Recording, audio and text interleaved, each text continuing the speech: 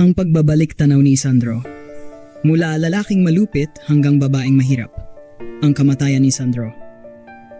Si Isandro ay kilala sa kanilang bayan bilang isang lalaking mayaman ngunit walang puso. Hindi siya nag-aatubiling pahirapan ang kanyang mga manggagawa, magpataw ng hindi makatarungang mga polisiya, at mang-api ng mga mahihirap na walang kalaban-laban.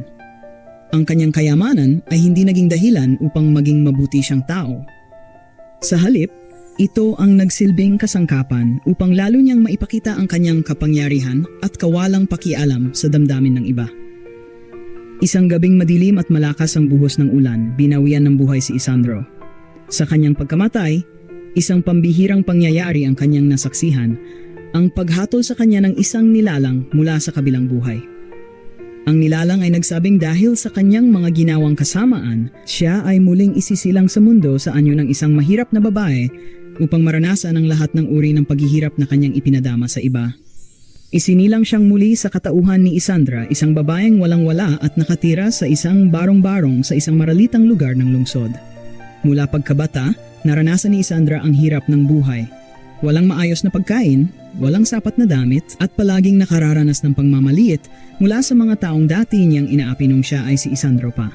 Nagtatrabaho si Isandra bilang labandera, araw-araw siyang kumakayod, ngunit kakaunti lang ang kanyang kinikita. Minsan, napapasok-sok siya sa mga bahay na mayayaman, ang mga taong dati niyang kauri. Doon, sa pagitan ng pagpapalit ng tubig sa batya at pagsisikap na hindi lumuha sa hirap, naalala niya kung paano niya noon tratuhin ang mga tulad niya ngayon. Habang tumatagal, unti-unting naramdaman ni Isandra ang bigat ng kanyang mga nagawang kasalanan noong siya ay si Isandro pa. Ang bawat paghamak na kanyang natatanggap, ang bawat gutom na kanyang nararamdaman, ang bawat pagod sa bawat butil ng pawis, lahat ng ito ay nagsilbing paalala sa kanyang mga pagkukulang sa kapwa.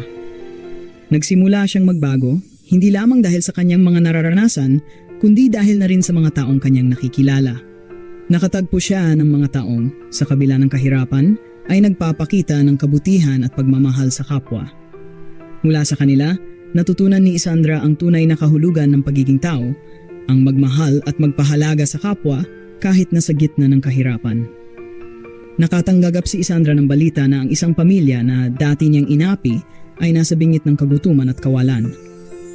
Bagamat wala siyang malaking mayaalay, pinuntahan niya ang pamilya at tinalok ang tanging bagay na kanyang maibibigay, ang kanyang oras at paggawa.